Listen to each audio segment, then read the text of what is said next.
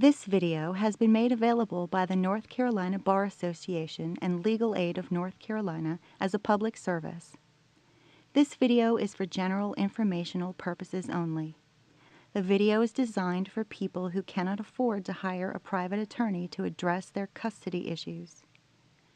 The North Carolina Bar Association and Legal Aid of North Carolina make no assurances that this video will enable you to succeed in resolving your custody matter. The information provided in the video is general legal information. It is not legal advice. Legal advice is dependent on the specific circumstances of each situation. The information contained in this video is not guaranteed, and the information contained in the packet cannot replace the advice of a competent attorney licensed in your state. It does not imply that the North Carolina Bar Association or Legal Aid of North Carolina has agreed to represent you or provide you with further advice or counsel.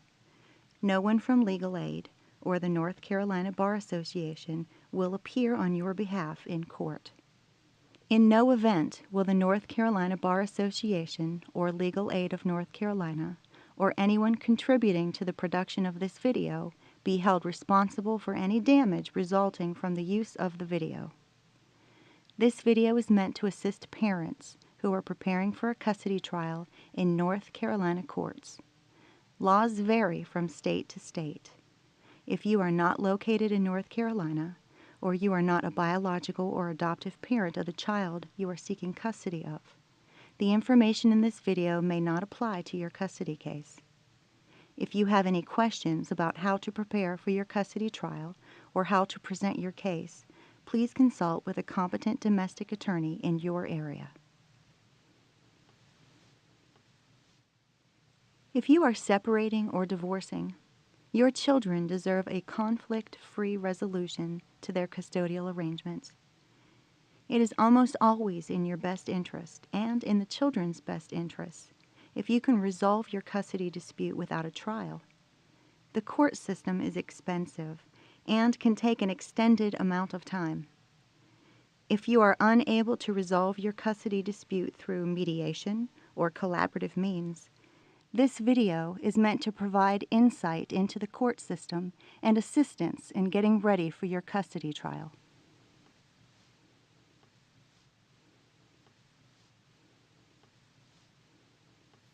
I filed my custody paperwork, but my ex-partner and I are not able to come to an agreement about the custody of the kids. How can I get my case in front of a judge?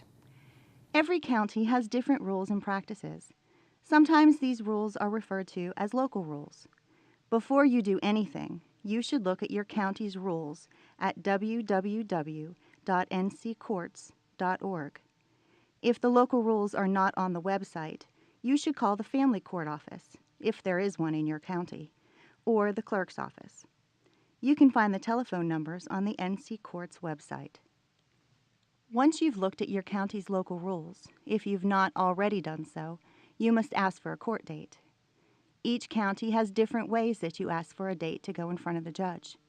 You will need to look at the local rules or ask the family court or the clerk of court to learn your county's system.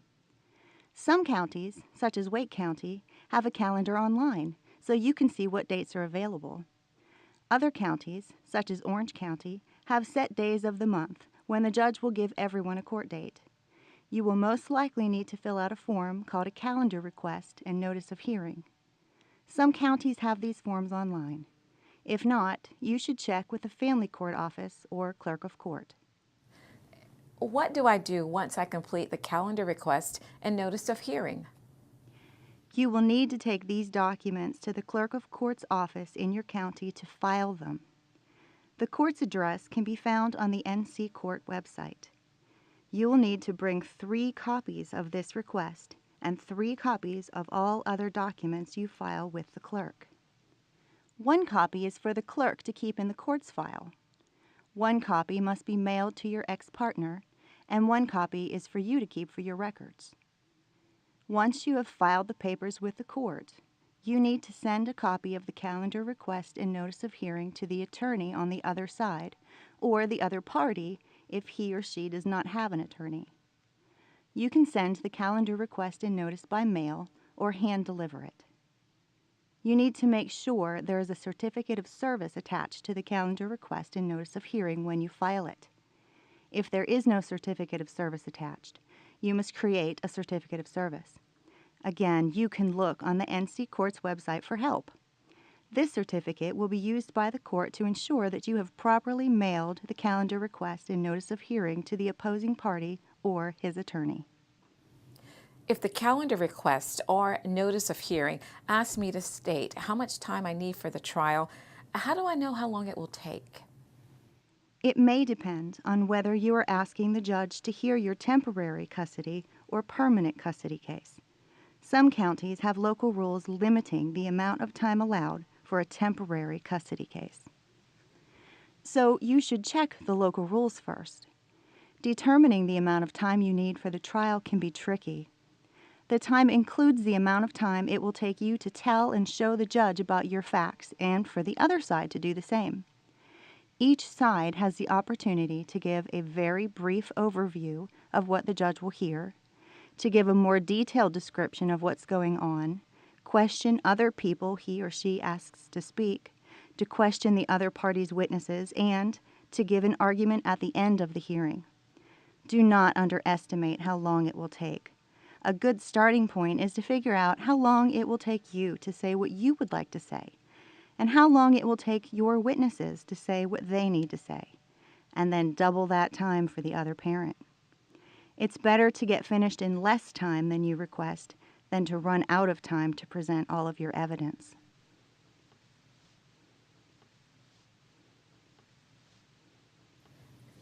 Once the trial date is set, what else do I need to know to start preparing for the trial? If you are the person who filed the original document, called a complaint, you will always be referred to as the plaintiff in the case, regardless of why you were in front of the judge at a hearing. If you are not the person who filed the original complaint, but you received the complaint, you will always be referred to as the defendant in the case. It's important to know that you will need to prove different things to the judge depending on what documents you filed. If your trial is on a temporary or permanent custody issue, you need to show that the custody schedule you are seeking is in the best interest of your child or children. Determining what is in the best interest of your child or children is solely in the discretion of the judge. If you are not the biological or adoptive parent of the child at issue, there are additional things you must prove before you can ask a judge for custody of a child. For example, you will first have to prove that you're eligible to bring a custody case. You will also have to prove by clear, cogent, and convincing evidence that both of the biological parents are either unfit or have acted against their constitutional interest as parents. These kinds of cases involve different legal issues and are beyond the scope of this video. If you have questions about non-parent or third-party custody claims, you should contact a competent family law attorney in your area. If there is a custody order in place already, and you are asking the court to change or modify the custody order, you are the moving party. That means that you have the burden to prove your case. You will have to prove, by the greater weight of the evidence, that there's been a substantial change of circumstances that affects the welfare of your child or children, and that because of that change, the custody should be modified. The greater weight of evidence means that your evidence is more convincing than the other side's evidence, and that it is more likely than not that a substantial change has occurred that warrants a modification of custody. If you are able to prove that there has been a substantial change in your circumstances, you will also have to prove to the judge that the change you are seeking is in the best interest of your children.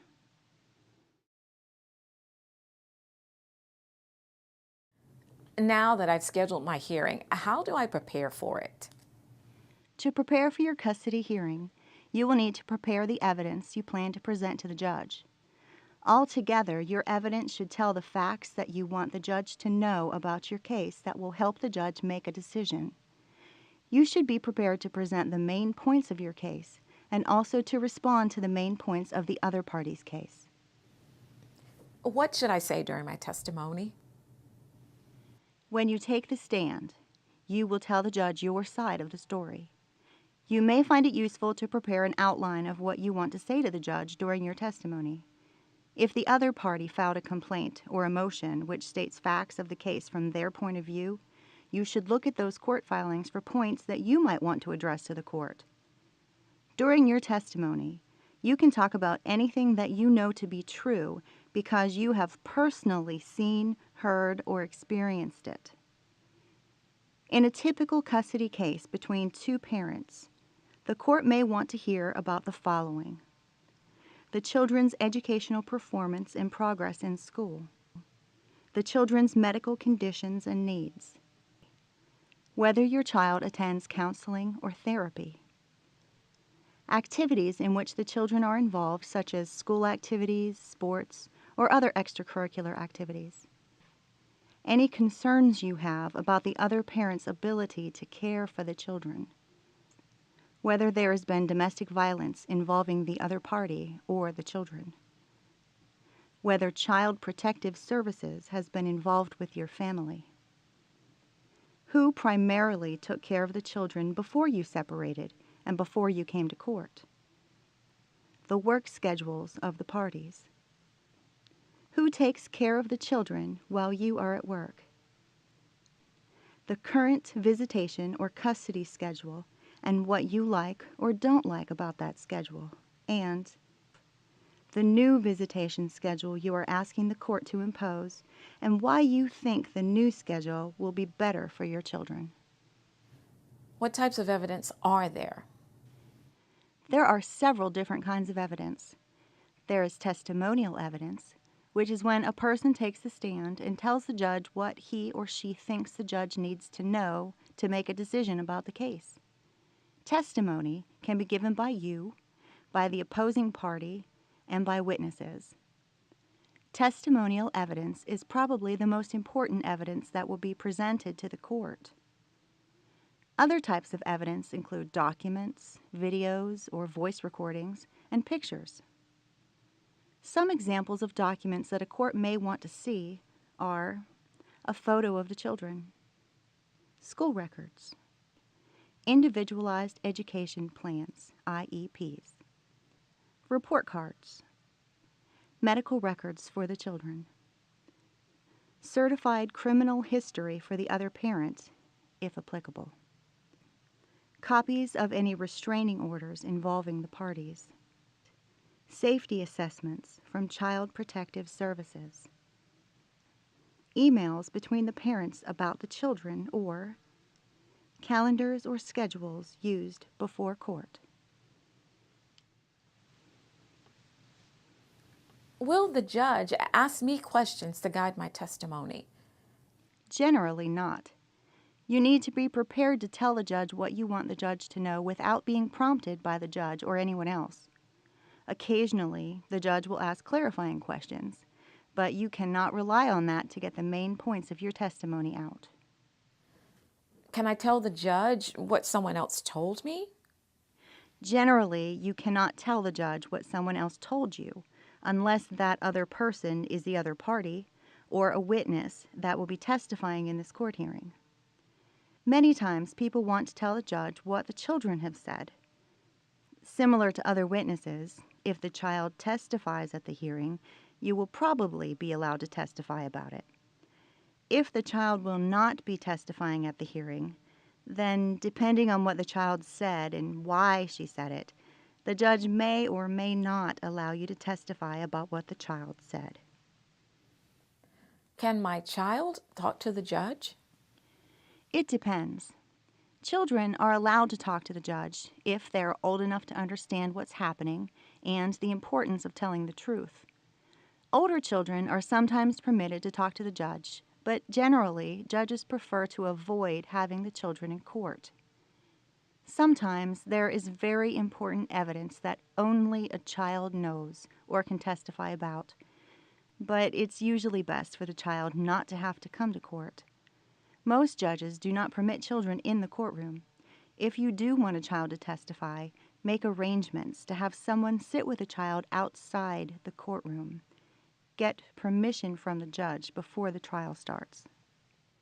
Have someone available to bring the child to the courtroom when it's time, and to leave with the child when the child's testimony is over. Children do not need to miss a whole day of school or sit at the courthouse for the remainder of the trial. If the child is not needed for the hearing, you should not bring the children to the courthouse at all, and certainly not to the courtroom on the day of trial.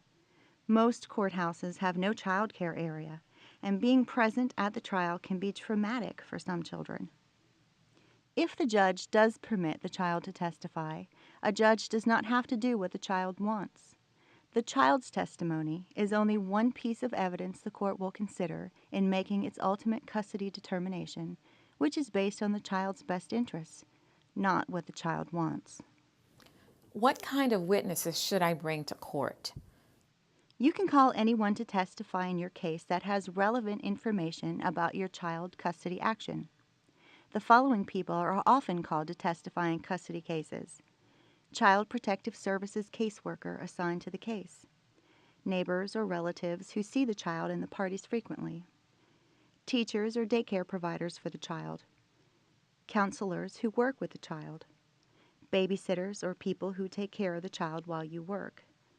Sometimes your witnesses will come to testify willingly, for example, your family and friends. Some witnesses, such as police officers or teachers, may need a subpoena to appear in court to testify. A subpoena is a court order that directs an individual to appear in court at a certain place and time. If you are unsure whether a witness needs a subpoena, just ask them. How do I get a subpoena for a witness? The rules relating to subpoenas can be found in Rule 45 of the North Carolina Rules of Civil Procedure. Subpoena forms can be found on the NC Court's website at this link. How do I complete the subpoena form? Fill out the caption, including county, file number, which is your case number, and the parties' names exactly as they appear on other court filings. Check the box stating whether you, the party requesting the subpoena, are the plaintiff or defendant. Remember that if you filed the original complaint, you are always referred to as the plaintiff in the case, even if you're not the one asking for the judge to enter or change the custody order. Fill in the name, address, and telephone number of the person you are subpoenaing. If you only need the person to appear and testify at the court hearing, check that box. Fill in the location of the hearing, the date and time to appear or produce documents, usually the date of the hearing. Then fill in your name and address as the applicant. Do not sign this form. Take the form to the clerk of court and ask a deputy clerk to sign it and date it. If you need the witness to appear and testify and to bring documents to court that are already in the witness's possession, check the first and third boxes. Can I subpoena documents without requiring that a witness come to court and testify? Yes, the rules for obtaining documents using a subpoena are also found in Rule 45 of the North Carolina Rules of Civil Procedure. The procedure is exactly the same, only you will only check the third box. Once the form is complete and has been signed by the clerk, you will need to arrange for the subpoena to be served. The Return of Service section indicates the various ways that subpoenas can be served. Once it's served, you need to complete that section of the subpoena and file it with the court. You will also need to send a copy of the subpoena to the other party. Generally, what can a witness testify about? Witnesses may only testify about things they have personally seen, heard, or experienced. You should be prepared to ask your witness questions about what they know that is relevant to your case. This may include information about your child's needs or schedule, the other parent's ability to parent, the child's school performance, or medical issues. How do I prepare to ask questions of the opposing party or his or her witnesses? Be prepared with a list of questions for these people based on the information they know about your situation that you believe is relevant for the judge to hear. Take good notes while people are testifying so you can add questions to the list of questions you prepared ahead of time. Your questions should not be combative. You should not get into an argument with the other party or any witnesses. Make sure you are asking questions of the witness and not telling the witness what you believe to be true. If you disagree with some part of the witness's answers, bring those points up during your testimony. My neighbor wants to write a letter to the judge to explain something. Can he do that? In general, letters to the judge from other people who are not in court testifying are not evidence that can be presented in court. It does not matter that the letter is notarized. If you have a letter or report from a professional who cannot come to court, like a teacher or a doctor, bring the document with you and ask the judge if you can present it. If there's no objection from the other parent, the judge may allow it.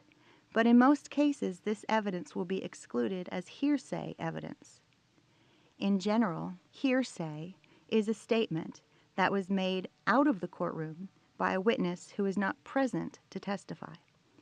If the statement is offered to prove the truth of the matter asserted in the statement, it will not be allowed by the judge unless there is an exception to the hearsay rule.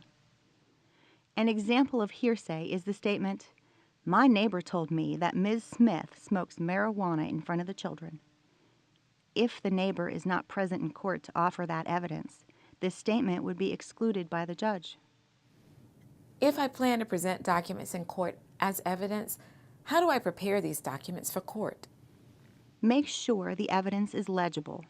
For example, the text can be read, the picture is clear, the sound in a recording is clear and loud enough to be heard. Make sure you have 4 copies of any documents you intend to present. One for you, one for the judge, one for the opposing party, and one for the witness. For more information, please see our other custody videos and documents located on the Legal Aid of North Carolina website.